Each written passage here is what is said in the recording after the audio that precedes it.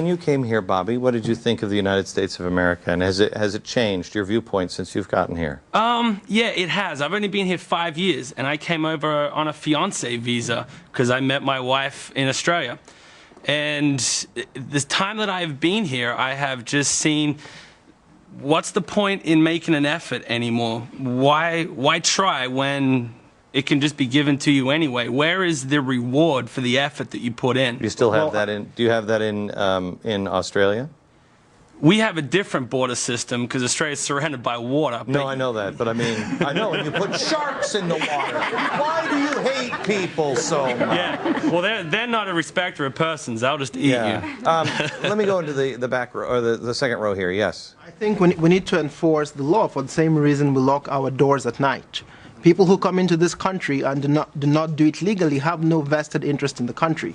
They take jobs away from legal people because they work for less. And of course, if you hire an illegal immigrant, you can pay them less money. You don't obey HR laws, nothing.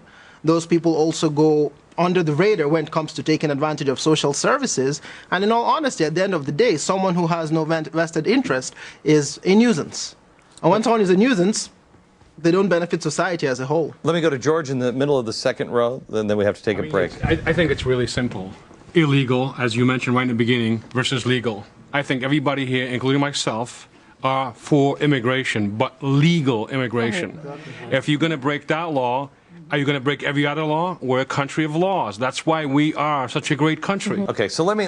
I'm going to take a break, and then we're going to start there because I want to go over this because I think this is relatively easy to fix, but I'm alone in that, I think. But I want to go over my plan and see what you guys think. We'll do that in just a second. Right back.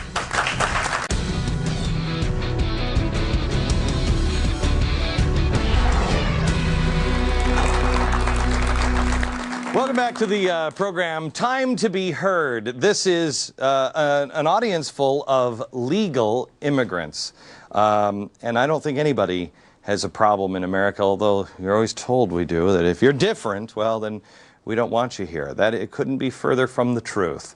We have some new people I want to introduce you to in just a second, and I want to start with Sergey up here. You were saying... What I wanted to say is that I would like to make a parallel, actually, between our borders and the fish. And the fish? Fish. Okay. Why fish has the scales? Scales represent fish integrity. It's a protection. It means that the fish can survive in the water and be protected from the environment and continue living because of the scales. Now, if we don't enforce our borders, we don't have a future, practically. We're deteriorating as a society. We're reducing our integrity, and as a result, of course, we're not enforcing even the existing laws. So to me, everything is interconnected. Not enforcing the borders, which is our protection, our integrity as a society. And as a result, of course, we're not enforcing the laws inside. So if we're not protecting ourselves, why to bother even to enforce the existing laws? We are a fish without scales. How true. Very true. I want to see if you... tell me where I'm wrong on this. And Ray, I'd love to have you chime in because you're an attorney on this. But let me just go through this. I think this is a really... quite simple to be able to fix this, America. I mean, it'll cause pain and it'll be trouble and there's some details, but first of all, we just enforce our scales. The current laws that we have, just enforce the current laws and enforce the borders, north and south, and the airports, as we do already, just enforce them.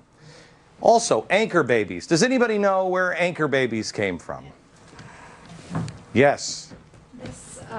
Law was introduced in 1868, and it means that any child born of illegal immigrant is granted the status of a legal... 1868? 1868. And why was that put in? Do you know why in 1868? Who was that to protect? Slaves. The slaves, yes.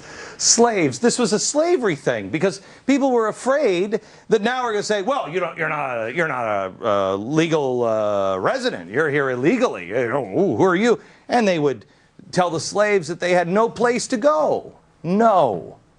No. That's what anchor babies are for. This is the only country that has it.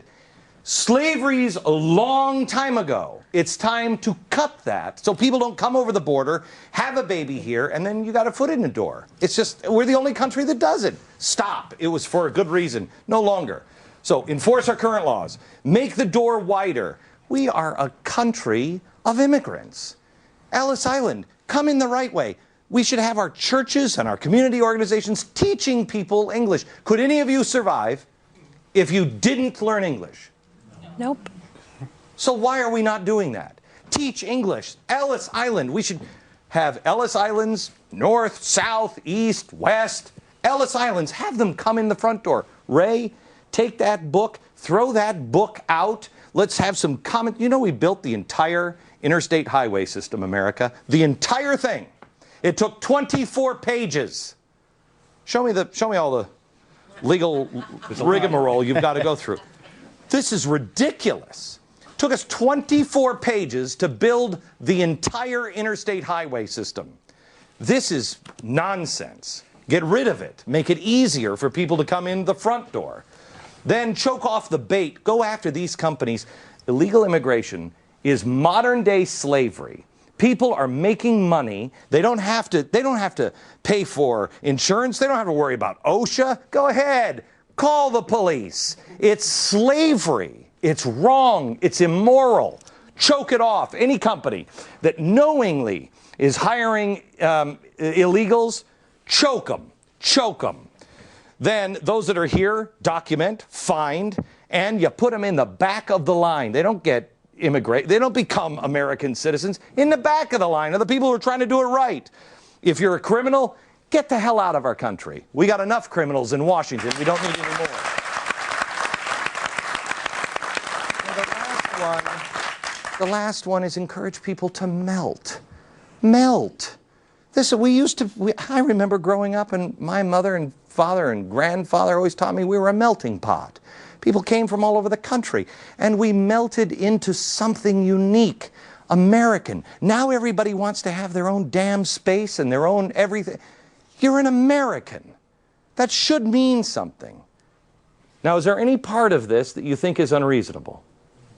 Nope. Ray. Well, I'll tell you, and everybody ought to take a real hard look at the new act that's been introduced by the Democrats. It's called the Real Enforcement with Practical Answers for Immigration Reform. Oh, dear God. Repair.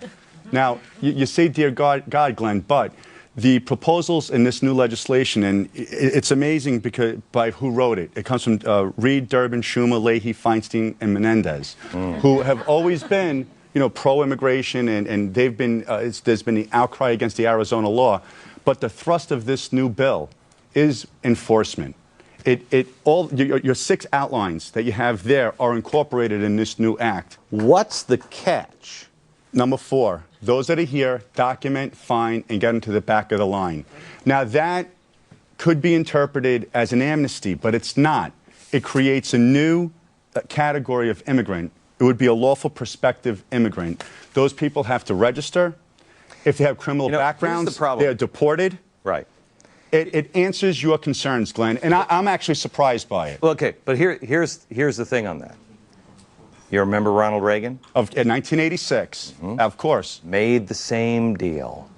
His thing was enforce. His was make $1 million fine against these companies. Oh, sure we'll do that, sure we'll. Nothing happened. Nothing happened. But Glenn, we didn't have... No. Sure. Ray, these people in Washington have zero credibility. That group, zero credibility. When I sought to see them actually enforced before they've passed any new law, then I'll believe they mean half of what they say they do. Back in just a second.